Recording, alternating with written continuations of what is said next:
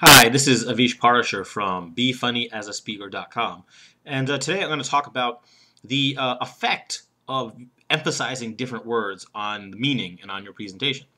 A little while ago I did another video on making sure you emphasize the keyword, which is the very last word in your humor bit, your joke, your line, whatever, to make sure that one has the emphasis, and ideally put it last.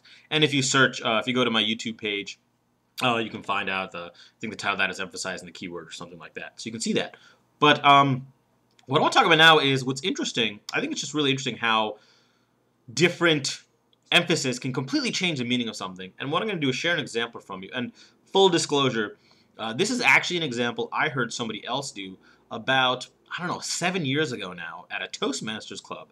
And I don't even remember the guy's full name. I think his first name was Paul. So, Paul, if you're watching or anyone knows, thank you for this. I think it was such a good example. I'm just going to use your example for my own demonstration here. So if you take the Shakespeare line from Julius Caesar, friends, Romans, countrymen, lend me your ears. If you take the second half of that, 4 words, lend me your ears.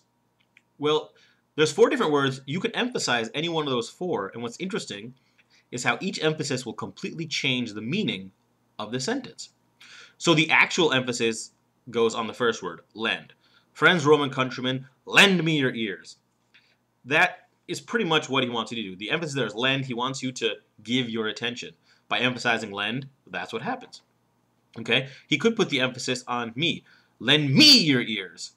Well, the implication there is I want you to lend me your ears as opposed to lending them to, say, this other guy who's talking.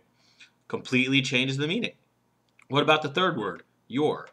Lend me your ears. What does that imply? Well, that implies that I want you to give me your ears as opposed to giving me somebody else's ears. Like I'm worried you're going to grab someone else's ears and give them to me. And then there's the fourth word, ears. Lend me your ears as opposed to what? Lend me your eyes, or lend me your nose, or lend me your hands. Okay? Completely changes the meaning. First one is what I want. Grab their attention. Lend me your ears.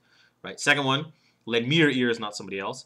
The third one, lend me your ears, not somebody else's ears. And the fourth one, lend me your ears, not your hands.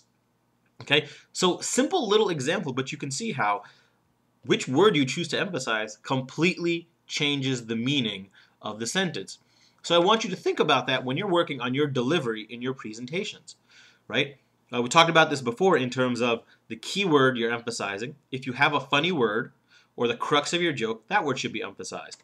But even if not, even if we're not talking about humor, if we're just talking about great delivery, you want to make sure that you're emphasizing the proper word in each and every sentence. Now, if you're a newer speaker, especially if you're doing a shorter speech, you may want to think through the delivery of every single line and make sure the emphasis is on the right word and that it's conveying the proper meaning. Now, once you get more experience and you get longer speeches, going to this level of detail on every single line will probably not be necessary, and you'll start having more automatically. But for your key lines, your key phrases, make sure that you know which word you're hitting on to get not only the maximum impact, but the proper impact, so you don't mislead your audience. Okay? So revisit your material, figure out where you're emphasizing, and just for fun, play around with, wow, what would the meaning be if I emphasize this word instead of this one? Okay, give that a try, have fun with it, and for more great articles and videos, be sure to check out www.befunnyassaspeaker.com.